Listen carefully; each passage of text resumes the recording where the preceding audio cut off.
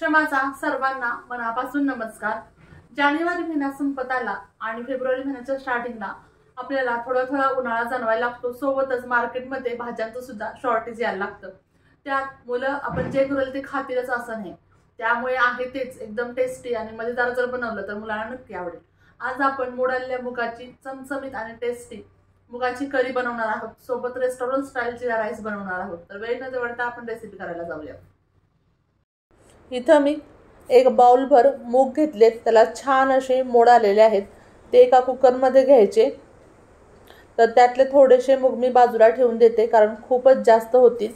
फक्त अर्धा ग्लास ते पाऊण ग्लास यामध्ये पाणी घालायचं, चवीपुरतं मीठ घालायचं, थोडीशी हळद घालायची, सर्व व्यवस्थित मिक्स करून घ्यायचं आणि कुकरचं टोपण लावून 1 ते 2 शिट्टी करून घ्यायची। माझ्या कुकरमध्ये फक्त 1 शिट्टी केली तरी सुद्धा मूग छान शिजतात। त्यानंतर 1 टोमॅटो घेतलाय, अद्रक लसूण आणि 1 हिरवी मिरची घेतलेली आहे, त्याचं वाटण करून घ्यायचं। आता छान असे आपले मूग शिजलेले आहेत। त्यानंतर पुढे कढई गरम करायला ठेवायची। कढई गरम झाली की त्यामध्ये तेल घालायचं। आता तेलाचं प्रमाण तुमच्या आवडीनुसार कमी किंवा जास्त तुम्ही ठेवू शकता। मी इथं छोटे 3 चमचे तेल घातलेलं आहे। तेल छान असं गरम झालं की त्यामध्ये ताजा भरपूर असा कढीपत्ता घालायचा। त्यानंतर 1 चमचाभर जिरं घालायचं। छान असं जिरं तडतडून द्यायचं।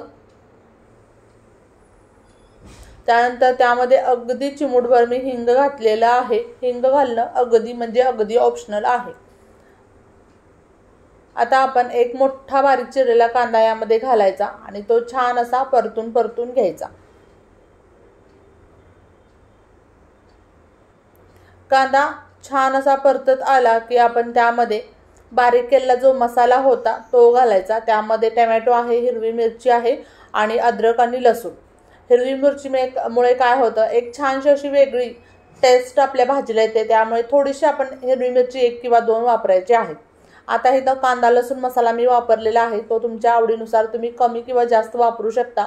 आणि 2 चमचे मी इथं गोडा मसाला वापरलेला आहे। गोडा मसाल्यामुळे सुद्धा आपल्या भाजीला एक छान अशी टेस्ट येते।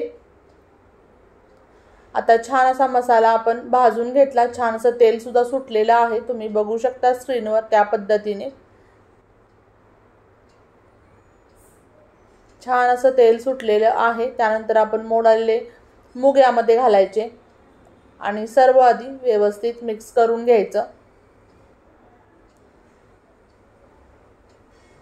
सर्व एकजीव मिक्स करून घेतल्यानंतर आता आपण यामध्ये 1-2 ग्लास पाणी घालायचं, कारण आपण करी बनवतोय, त्यामुळे तुम्ही भातासोबत, भाकरीसोबत, चपातीसोबत कशासोबतही खाऊ शकता। खूप अमेझिंग अशी लागते। आता यामध्ये पाणी घातल्यानंतर 5 ते 6 मिनिटं मंद गॅसवरती आपण छान याला शिजवून द्यायचं। आधी मोठ्या गॅसवरती एक उकळी काढून घ्यायची। उकळी आल्यानंतर मग आपण गॅसची फ्लेम लो करायची आणि 5 ते 6 मिनिटं छान असं शिजवून द्यायचं।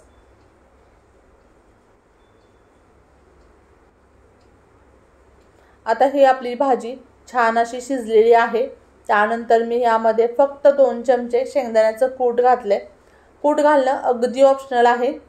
आमच्या घरी सर्व भाज्यामध्ये आम्ही शक्यतो शेंगदाण्याचं कूट वापरतो, त्यामुळे मी घातलेलं आहे। नाही घातलं तरी सुद्धा अमेझिंग टेस्ट लागते। त्यानंतर वरून मी थोडीशी कोथिंबीर भुरभुरलेली आहे आणि आपली ही अमेझिंग अशी मोड आलेल्या मुगाची करी तयार झालेली आहे। तुम्ही मिसळ पावाची भाजी करत असाल तर तुम्ही अशी भाजी केली तरी सुद्धा चालेल, त्यामध्ये फरसाणा टाकून एकदम टेस्ट छान येते।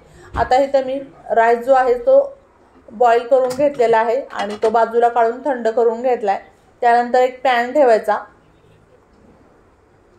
पॅन गरम झाला की त्यामध्ये तेल घालायचं। तर इथं मी अंदाजे 2 ते 3 चमचे तेल घालते। जीरा राईस म्हटलं की थोडंसं तेल त्याला जास्त लागतं। 1 चमचाभर जिरं आणि चमचाभर मोहरी तेलामध्ये आपण घालायची, छान अशी तडतडून द्यायची। त्यानंतर त्यामध्ये भरपूर असा ताजा कढीपत्ता घालायचा, 1 हिरवी मिरची बारीक केलेली घालायची आणि सर्व छान असं एक अर्धा मिनिटभर परतून द्यायचं, कारण जास्त वेळाला लागत नाही। तेल भरपूर असं गरम आहे, त्यामुळे कढीपत्ता छान असा कुरकुरीत झालेला आहे। त्यानंतर आपण जो भात शिजवून घेतलेला आहे तो घालायचा। त्यामध्ये मीठ घालून मी स्टीम करून घेतलेला आहे। अगदी तुम्ही कुकरमध्ये शिजवला तरी सुद्धा काही हरकत नाही। आता हे सर्व व्यवस्थित मिक्स करून घेते। छान अशी याला भाताला वाफ बसली पाहिजे, त्याशिवाय आपला जिरा राईस टेस्टी होत नाही।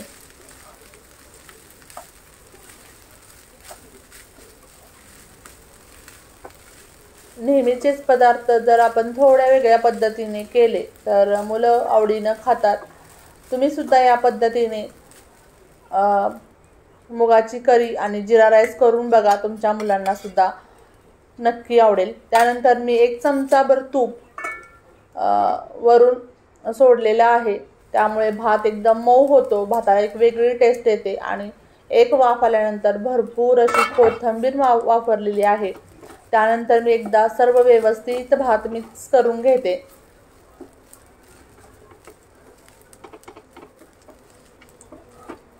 आणि इथं आपला जिरा राईस सुद्धा तयार झालेला आहे। बघा तुम्ही, भात इतका छान शिजलेला आहे, पूर्ण शीत त्याची म्हणजे जो भाताचा आकार आहे तो व्यवस्थित आहे, तुकडे अजिबात झालेले नाहीत। पुन्हा 1 मिनिटभर मी स्टीम दिलेली आहे आणि आपला हा राईस तयार झालेला आहे। आता आपण हा राईस एका प्लेटमध्ये काढून घेऊ। गरमागरम जिरा राईस आणि त्याच्यासोबत मोड आलेल्या मुगाची करी, वाव, अमेझिंग असं हे कॉम्बिनेशन होतं। आणि इतकी छान करी दिसते ना, आणि टेस्टसुद्धा तितकीच छान झालेली आहे। पुन्हा भेटूया अशाच नवनवीन रेसिपीसोबत किंवा किचन टिप्ससोबत। तोपर्यंत बाय बाय।